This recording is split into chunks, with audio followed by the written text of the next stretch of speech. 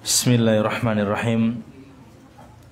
Assalamualaikum warahmatullahi wabarakatuh. Innal hamdalillah nahmaduhu wa nasta'inuhu wa nastaghfiruh wa na'udzu billahi ta'ala min shururi anfusina wa sayyiati a'malina may yahdihillahu fala mudilla lahu wa may yudlil fala hadiya lahu.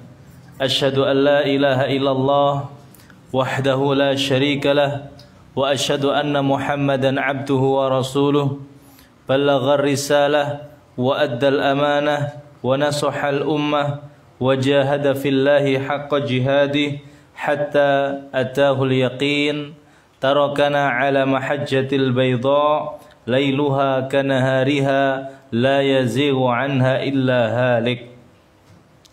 Wa nusalli wa nusallim ala nabiyyina wa rasulina Muhammadin wa ala alihi wa sahbihi ajma'in, amma ba'd.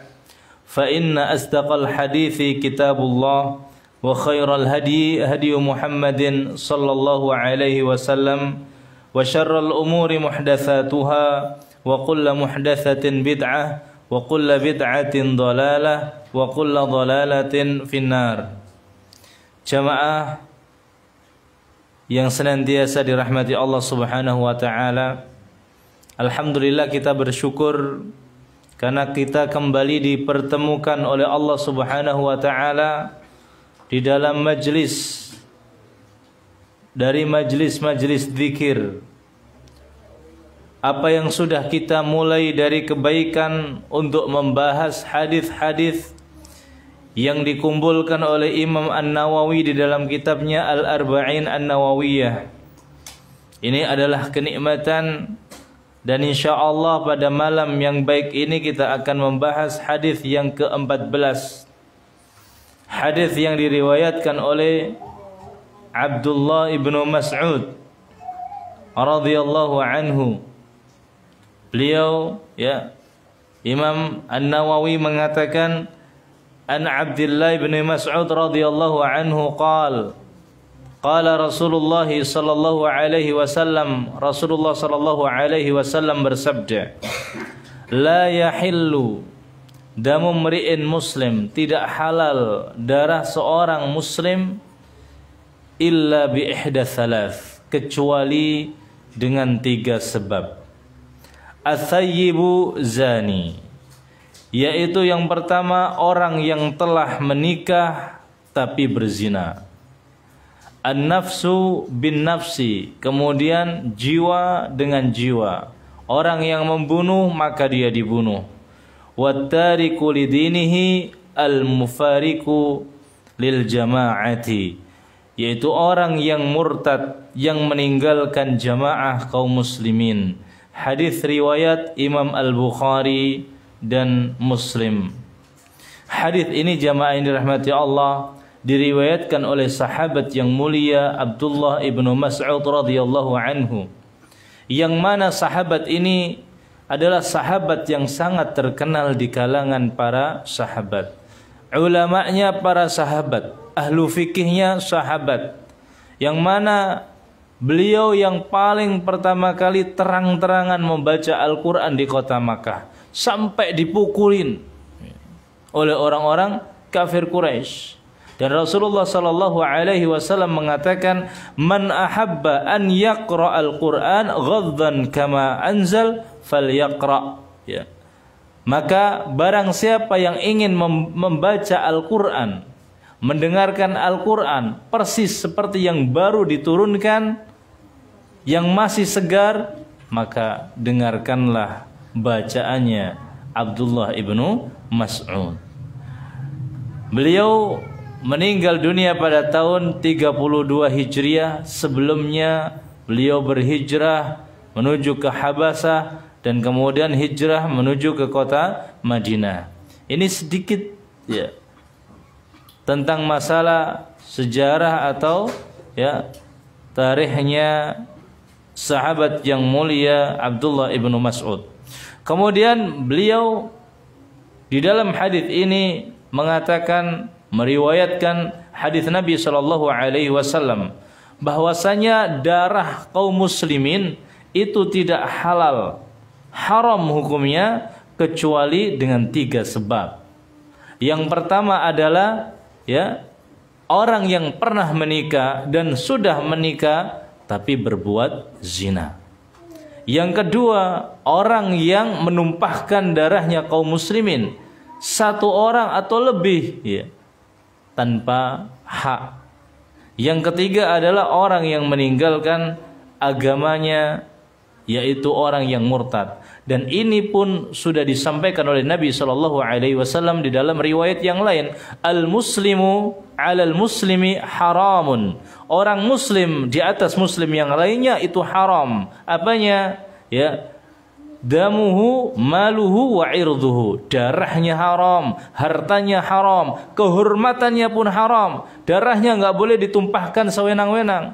Hartanya nggak boleh direbut, nggak boleh diambil sesuka dia. Bahkan kehormatannya nggak boleh diinjak-injak. Nggak boleh kaum muslimin menginjak-injak kehormatan kaum muslimin yang lainnya. Dan yang paling besar jamaah dirahmati Allah adalah nyawa. Dan merupakan dosa yang sangat besar.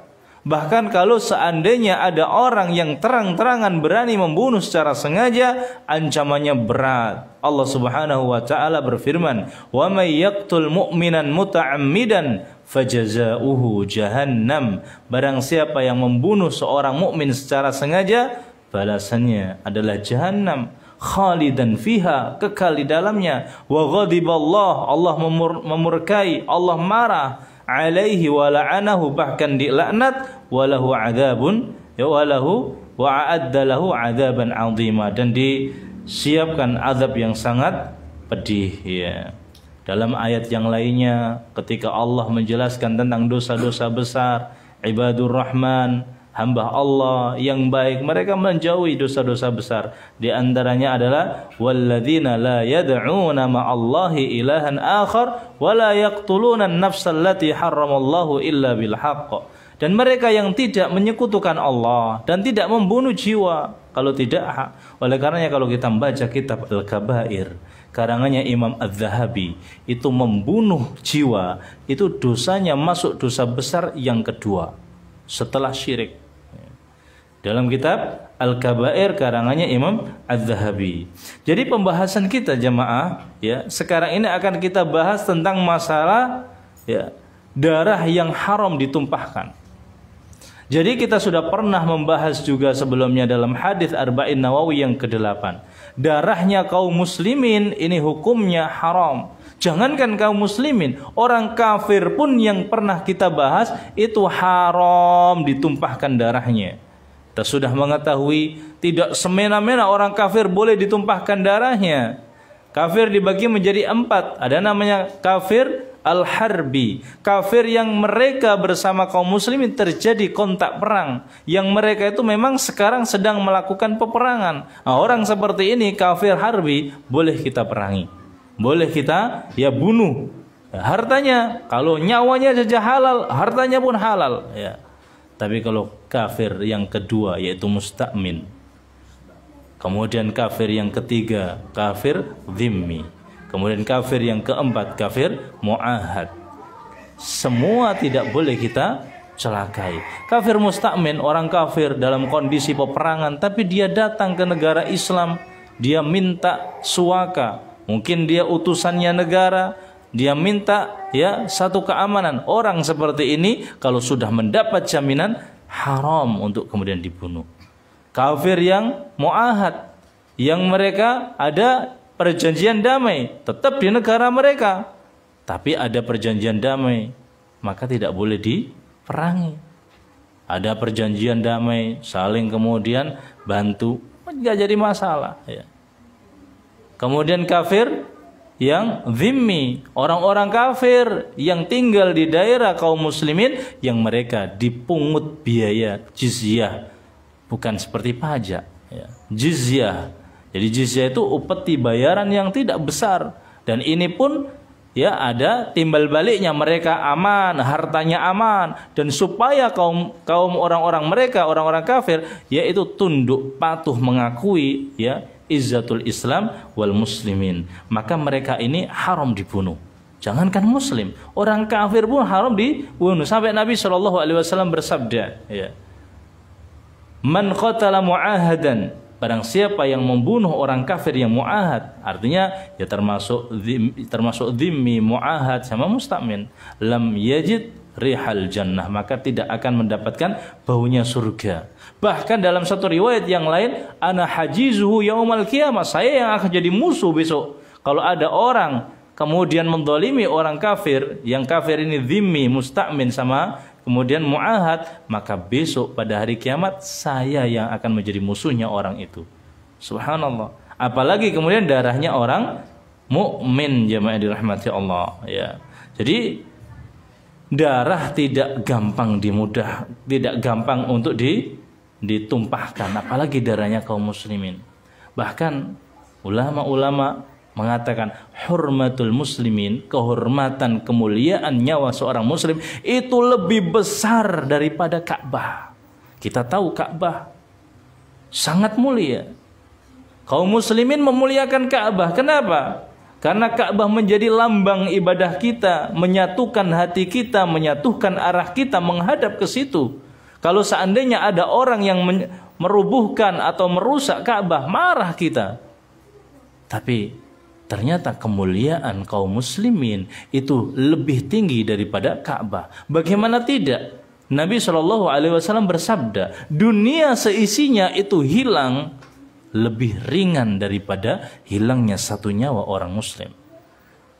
Nabi SAW bersabda, la zawalud dunya indallahi ahwanu. Ya. Hilangnya dunia ini untuk Allah Subhanahu wa taala itu lebih ringan min qatli al-mu'min bighairil haq, daripada membunuh seorang mukmin yang tidak ada haknya, ya. Ini hadis diriwayatkan oleh hadis yang sahih. Bahkan dalam Sahih Bukhari juga dari Ibnu Umar dikatakan, ya, manusia ini akan senantiasa dalam keluasan. Maka hati-hati kalau ada panjenengan kita ini, kalau seandainya ada orang yang pernah membunuh, ya, hidupnya pasti sempit, ya. Apalagi membunuhnya itu tidak benar, ya. Jadi Nabi SAW dalam hadis Bukhari, ya, disebutkan, qala Rasulullah sallallahu alaihi wasallam, la yazalu mu'min fi fushatin min dinihi. Seorang mukmin akan senantiasa lapang, dia akan lapang di agamanya. Dia merasa tenang, nyaman, lapang. Kapan? Malam yusib daman haram. Selama dia tidak menumpahkan darah yang haram. Selama tidak menumpahkan darah yang haram. Artinya kalau sudah menumpahkan darah yang haram, tidak ada ketenangan, dicabut ketenangan itu dari dadanya. Artinya ini dosa yang berat, ya. Sampai Allah kemudian sempitkan rahmat dari dadanya, jemaah yang dirahmati Allah. Kita nggak bisa bayangkan kalau rahmat Allah itu udah dicabut dari dada kita. Yang mana rahmat Allah itu diturunkan untuk makhluknya cuma satu. Jadi Allah menciptakan berapa rahmat dalam satu riwayat, kemudian satu ini dibagikan antara semua manusia. Fatarahamuna bainahum, maka dengan satu rahmat ini semua makhluk saling merahmati. Sampai dalam riwayat itu, ya, binatang itu nggak berani menginjak anaknya. Tapi kalau sudah dicabut rahmat ini, seorang perempuan yang baru melahirkan, bayinya dibuang.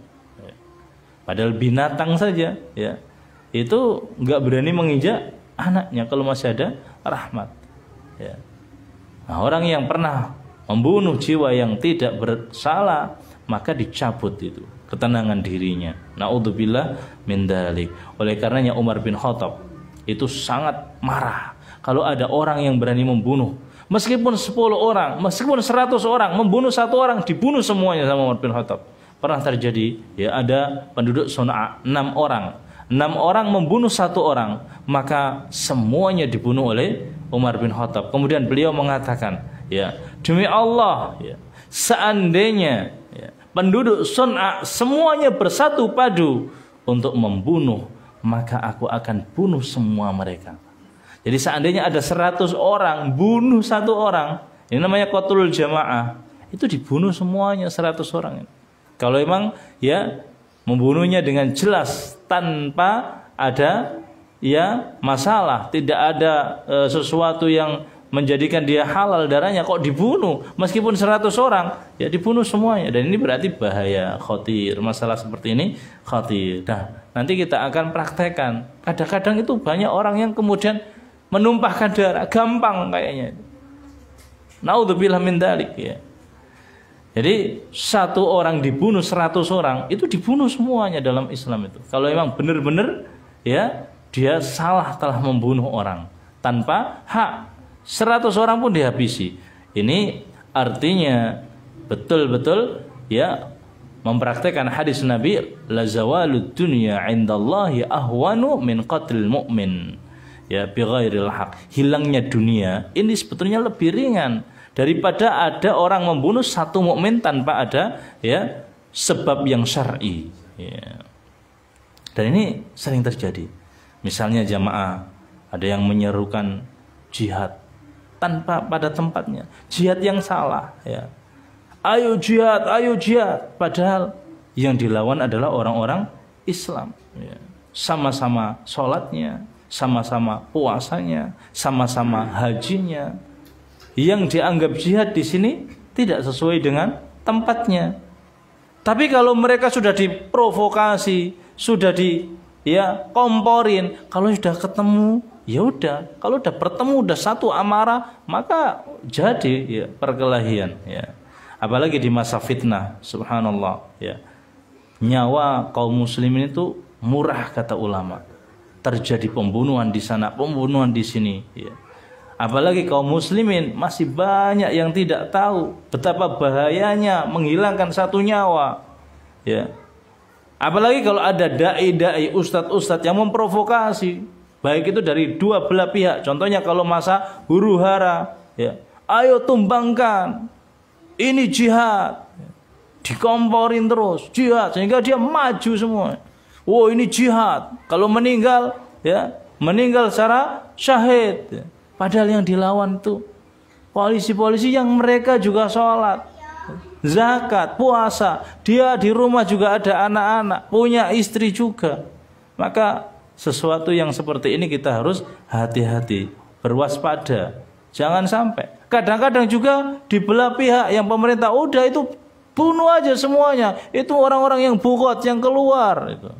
Hati-hati jangan sampai kita memiliki andil di dalam menghilangkan nyawa seorang mukmin ya. Kalau sudah seperti itu bahaya. Yang satunya mau ini jihad, yang satunya oh mereka itu keluar dari ini pemerintah, makin bugot, bunuh saja semuanya, tumpahkan darahnya, bahaya ya.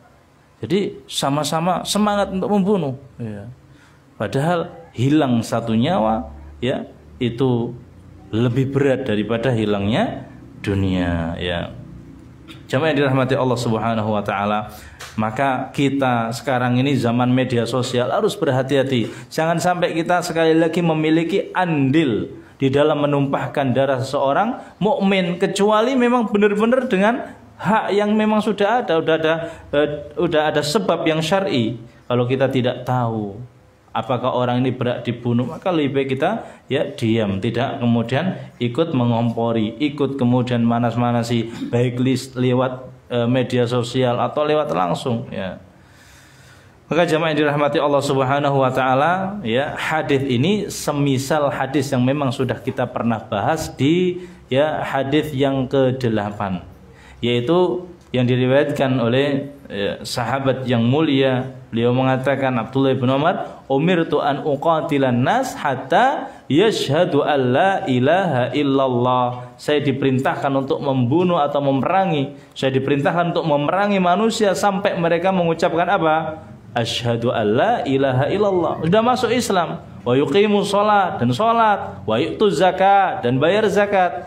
Kalau sudah iman, bersyahadat, terus mau sholat, terus mau bayar zakat, maka kata Nabi, apa yang terjadi? Fa idza fa'alu dzalik, kalau mereka sudah melakukan itu, asamu minni dima'uhum, maka sudah terjaga darahnya, wa amwaluhum, dan hartanya, illa bihaqqil Islam, kecuali dengan hak Islam. Apa itu hak Islam yang akan kita bahas ini?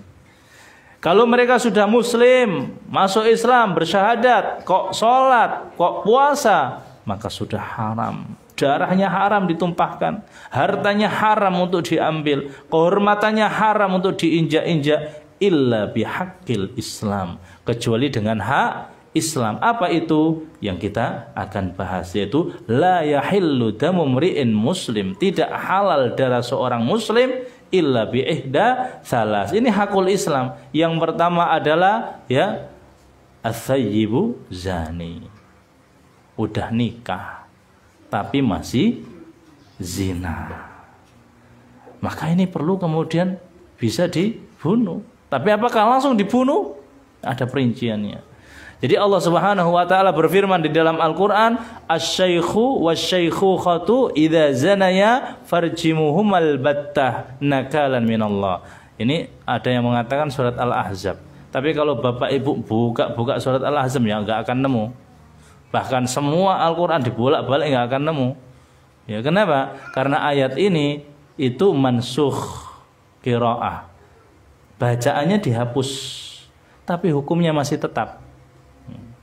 Jadi hukumnya masih ada, tapi bacaannya sudah nggak ada. Jadi kalau dicari-cari nggak akan ketemu. Jadi Al-Quran itu ada ya yang namanya nasikh mansukh.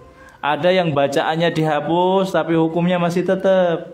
Ada yang hukumnya dihapus, tapi bacaannya masih tetap. Ada bacaannya dihapus, hukumnya juga dihapus.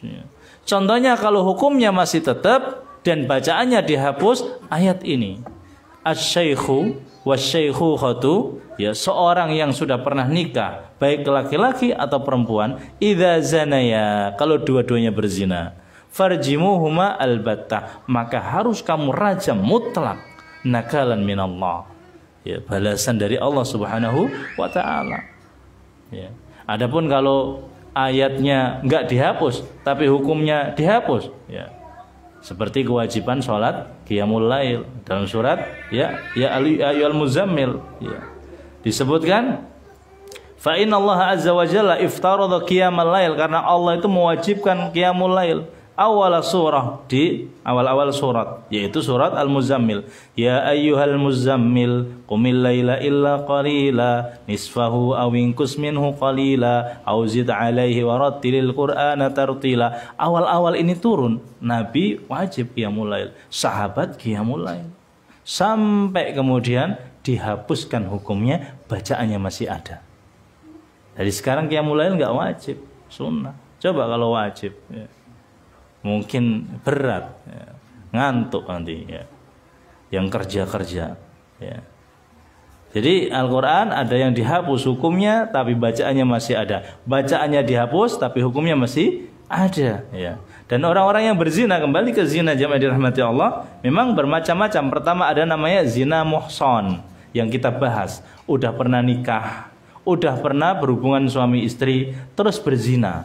Yang kedua, udah pernah nikah tapi belum pernah berhubungan suami istri terus pegatan, setelah itu zina, ya. Kemudian belum pernah nikah kemudian berzina.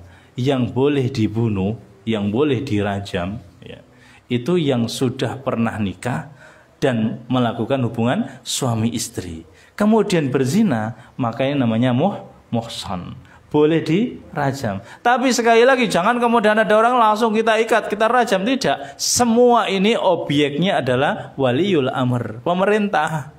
Bukan kok wewenangnya semua masyarakat. Oh ini ketahuan diembreng. Kadang-kadang dulu di desa diembreng, ya, malah dilucuti, subhanallah, ya. Dilucuti kemudian ditulisi saya berzina, enggak, ya. Dan ini bahaya. Karena ini kita akan jelaskan seandainya ada bagaimana, ya. Karena bahaya, jangan sampai kita menuduh nggak benar, kena pukulan kita harusnya dalam agama Islam, ya. Jadi yang pertama tadi yang zina muhsan ini yang boleh dirajam. Dan siapa yang merajam? Sekali lagi ini wewenang waliul amr, pemerintah, yang menegakkan pemerintah. Nah kalau pemerintah kita belum ini, ya udah kita nggak punya wewenang, ya. Kita nggak punya wewenang.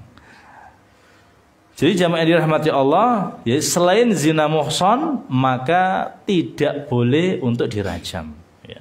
Kalau seandainya belum Menikah gimana? Ya kalau belum menikah kok ketahuan ya atau ngaku, maka cukup didera 100 pukulan dan diasingkan 1 tahun. Kalau zaman sekarang di Saudi, ya iya diasingkan 1 tahun itu apa? Dipenjara 1 tahun. Tapi dipukulnya 100 kali jambukan. Ya. Yang jadi masalah bagaimana sih cara menentukan atau menegakkan hukuman rajam ini? Ada 2. Yang pertama ya diketahui. Nah diketahui ini susah. Sejak zaman dulu sampai zaman sekarang susah untuk diketahui. Gak ada orang yang kemudian dirajam gara-gara ketahuan berzina. Kenapa? Syaratnya berat, Pak Bu.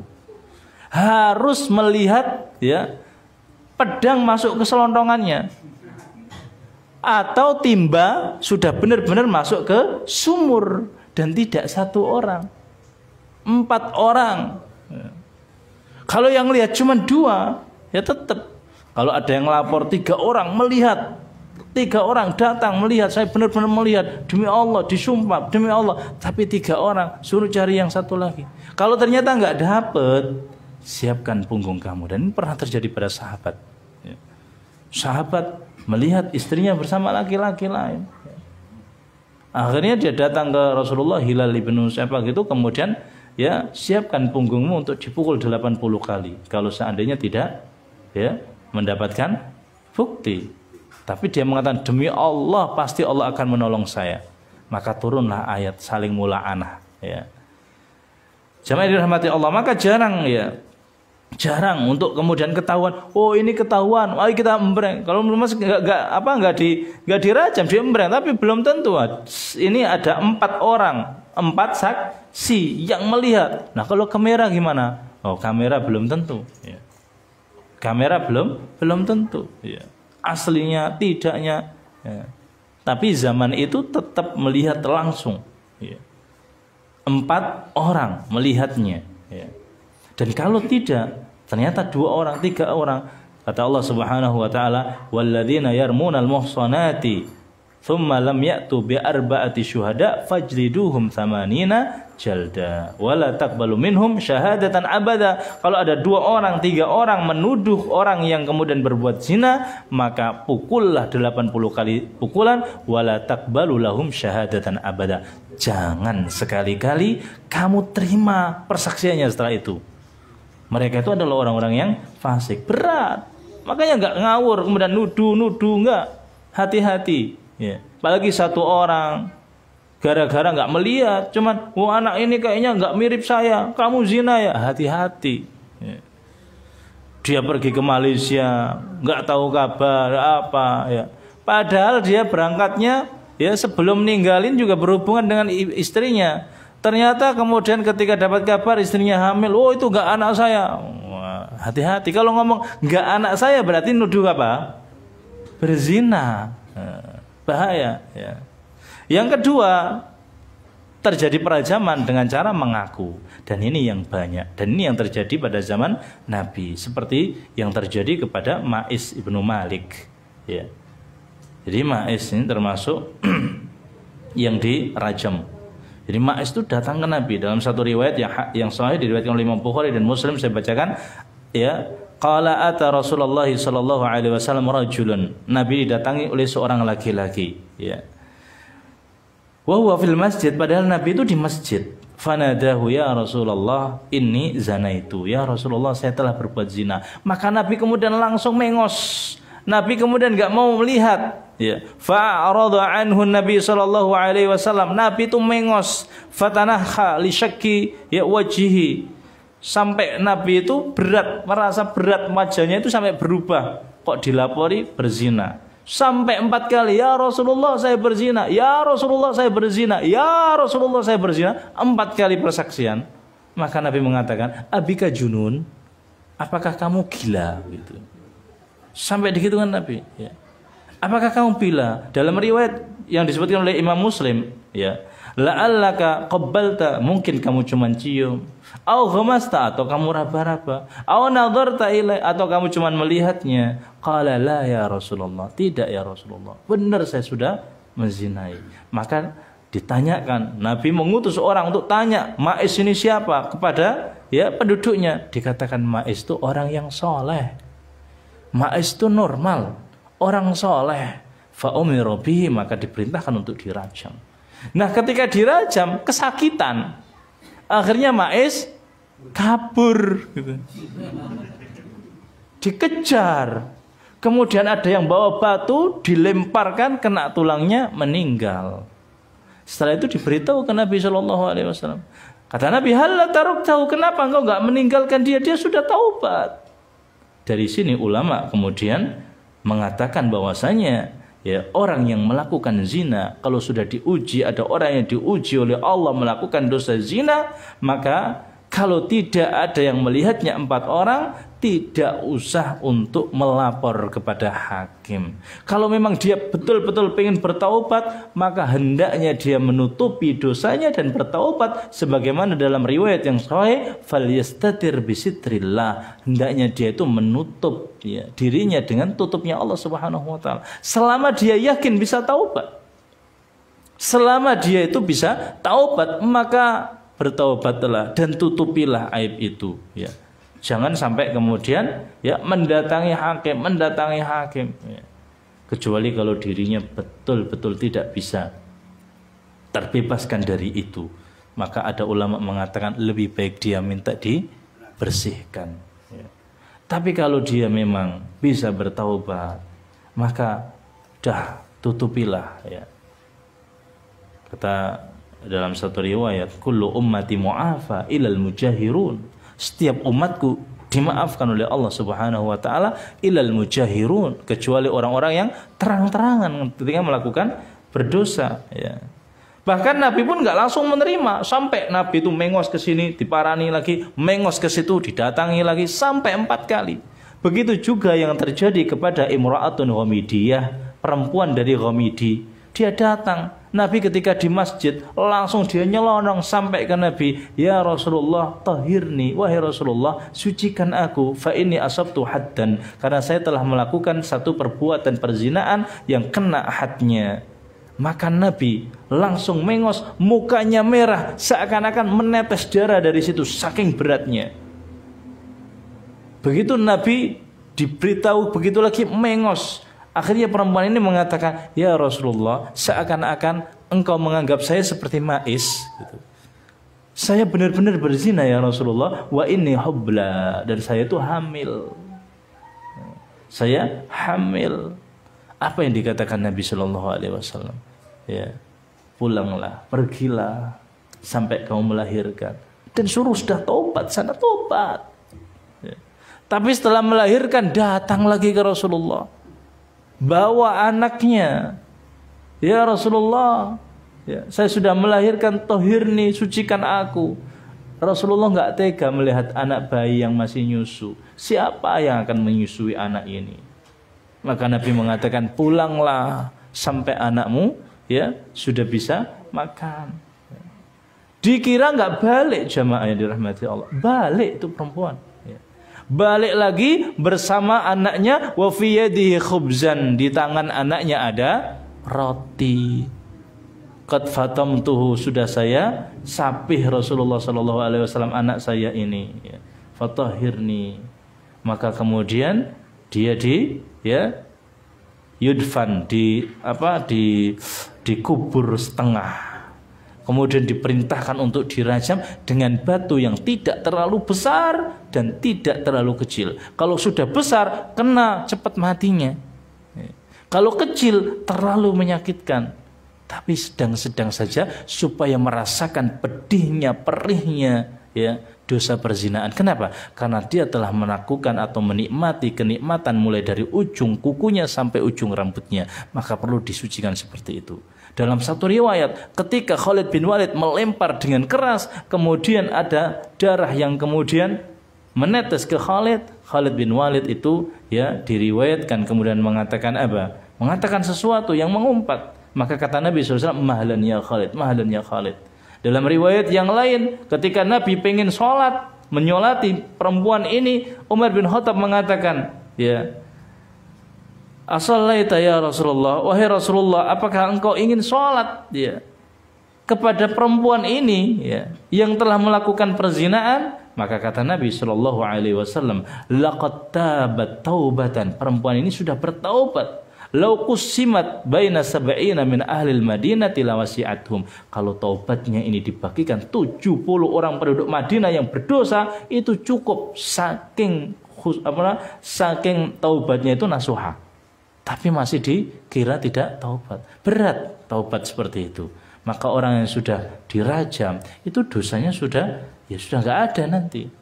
Laqad taubat, ya. Laqad tabat taubatan, betul-betul sudah taubat. Lau wuzi'at, seandainya taubatnya dibagikan, ya, sab'ina ahlil Madinah lawasi'athum, 70 penduduk Madinah, kok semuanya dosa begitu, itu cukup.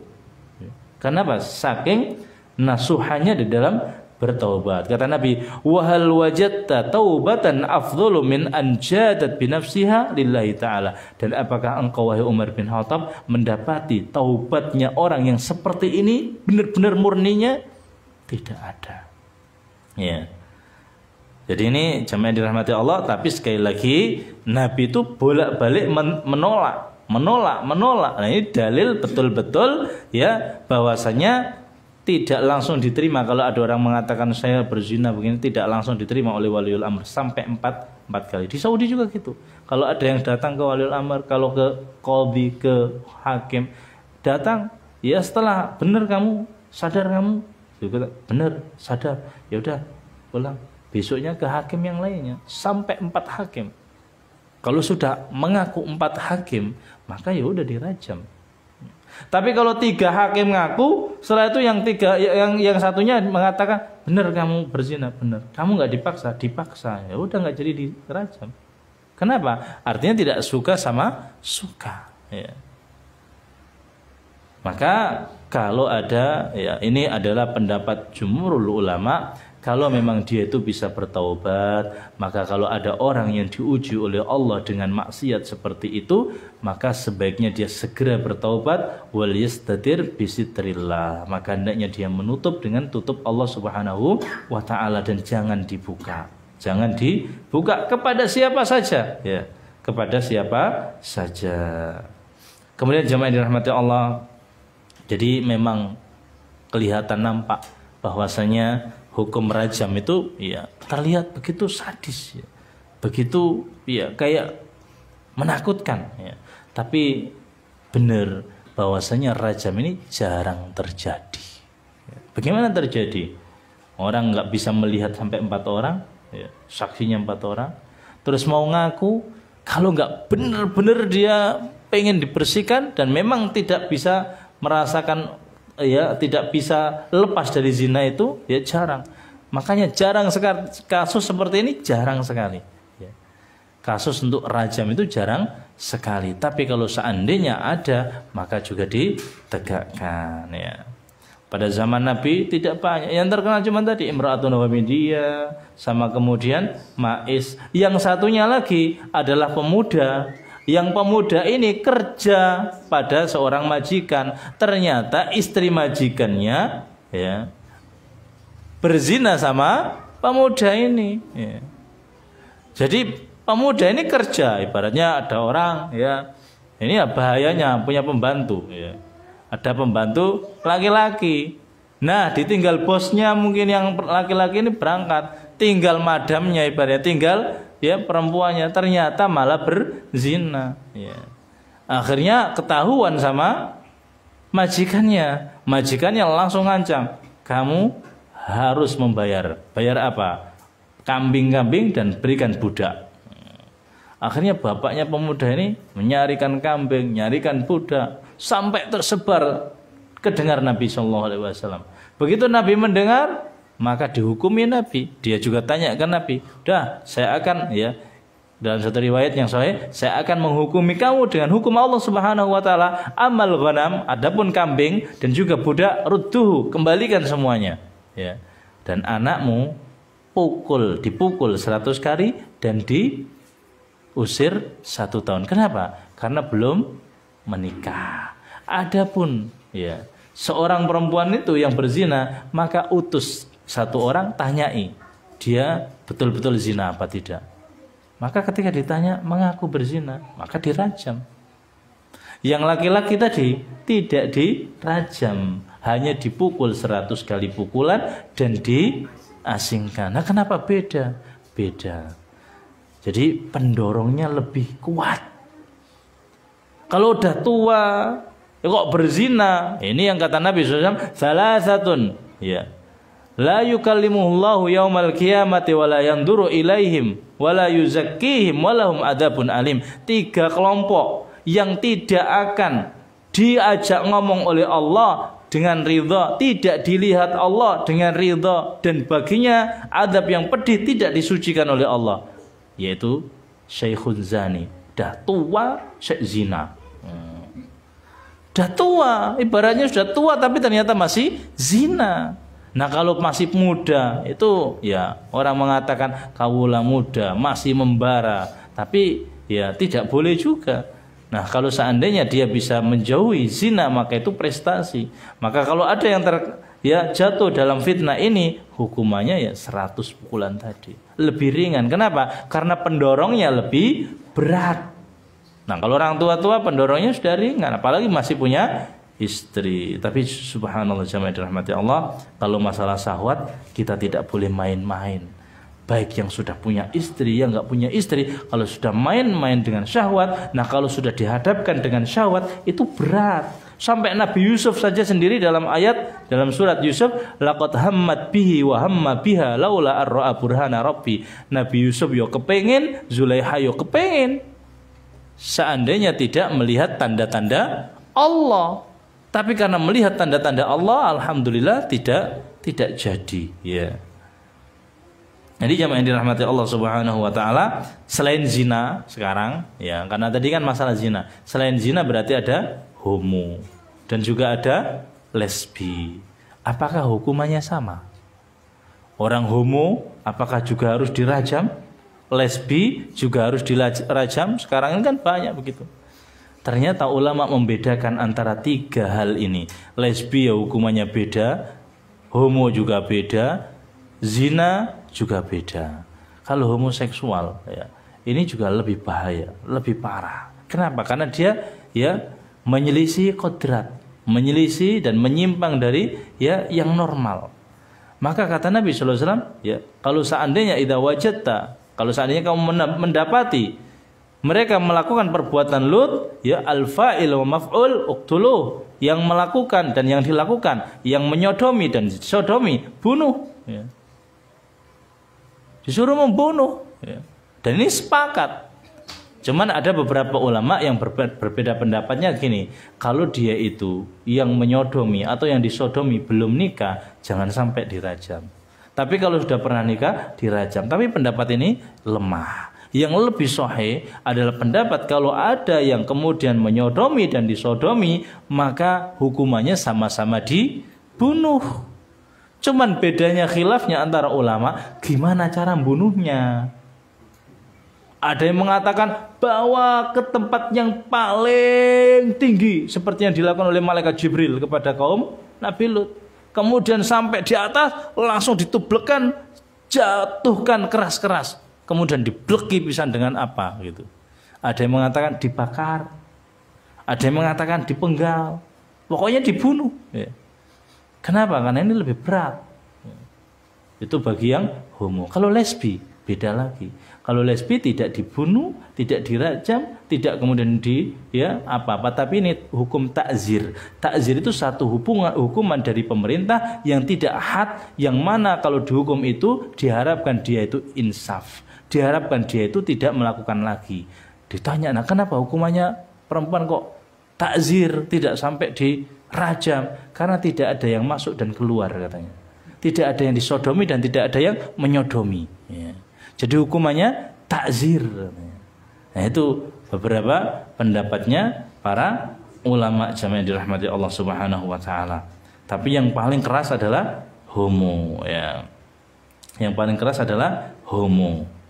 Kemudian jamaah yang dirahmati Allah Subhanahu wa taala, yang kedua yang bisa menyebabkan darah seorang itu halal, ya, adalah an-nafsu bin nafsi, yaitu membunuh jiwa. Membunuh jiwa. Dan ini adalah hukum yang memang Allah berikan kepada umat-umat sebelum kaum muslimin. Dalam satu ayat disebutkan wa katabna fiha anna an-nafsa bin-nafsi wal 'aina bil 'aini, dan Allah juga menuliskan di dalam Taurat bahwasanya jiwa dibayar dengan jiwa, dan ini ditetapkan ya dipakai oleh kaum muslimin, sehingga Allah kemudian juga berfirman ya ayyuhalladzina amanu, wahai orang-orang yang beriman. Kata Ibnu Abbas, kalau sudah ada ucapan ya ayyuhalladzina amanu far'au sam'ak, pasang telinga kamu, pasti ada sesuatu yang besar. Kalau enggak kewajiban, ya larangan. Ya ayyuhalladzina amanu kutiba alaikumul qisas, diwajibkan bagi kalian qisas, hukum qisas. Kalau ada yang membunuh, ya dibunuh. Kalau ada yang membunuh, ya dibunuh. Secara umum dibunuh. Dan orang yang membunuh kita tahu ada 3 macam. Pertama, membunuh dengan sengaja.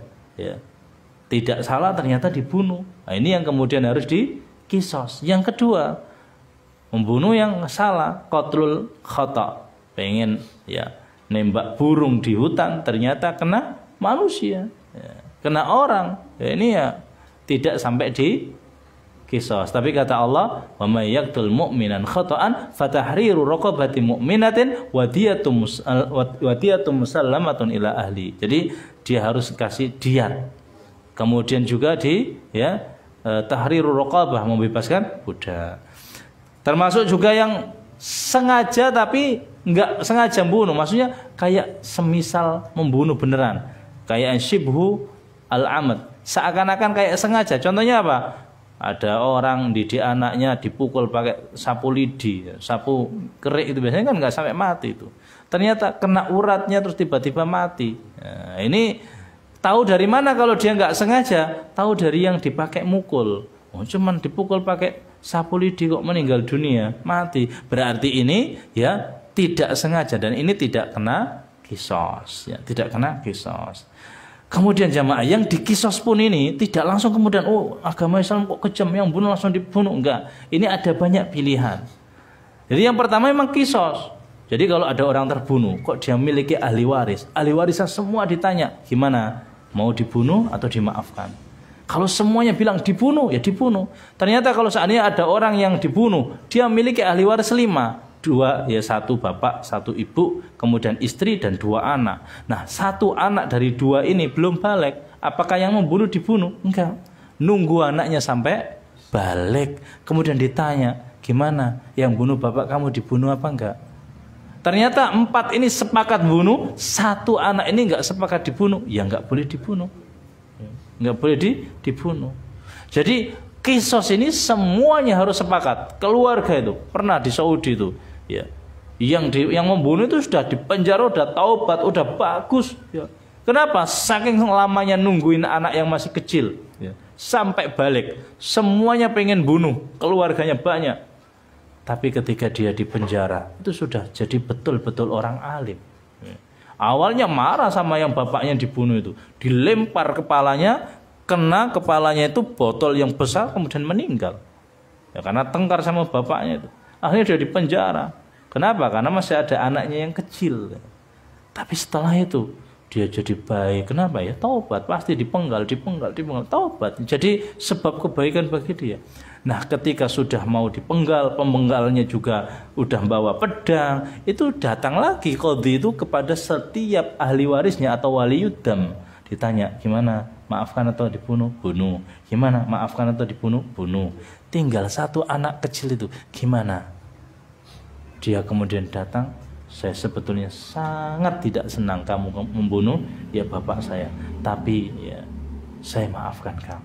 Enggak jadi dibunuh sama.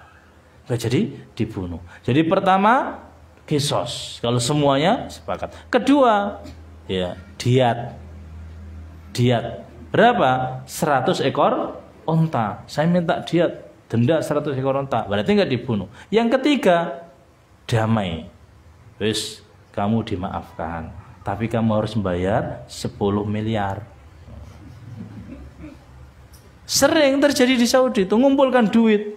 Telah membunuh bapak saya begini-begini, sudah taubat, dan yang dibunuh keluarganya minta damai dengan apa? Syarat diberikan uang berapa juta rial gitu.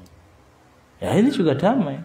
Dan kalau nanti bisa bayar, berarti tidak dibunuh. Yang terakhir, al-afu, dimaafkan. Nggak dipakai diat, nggak pakai syarat, udah dimaafkan. Ya. Semua ini berarti yang memaafkan waliyuddam atau ya sebagai ahli warisnya. Ya.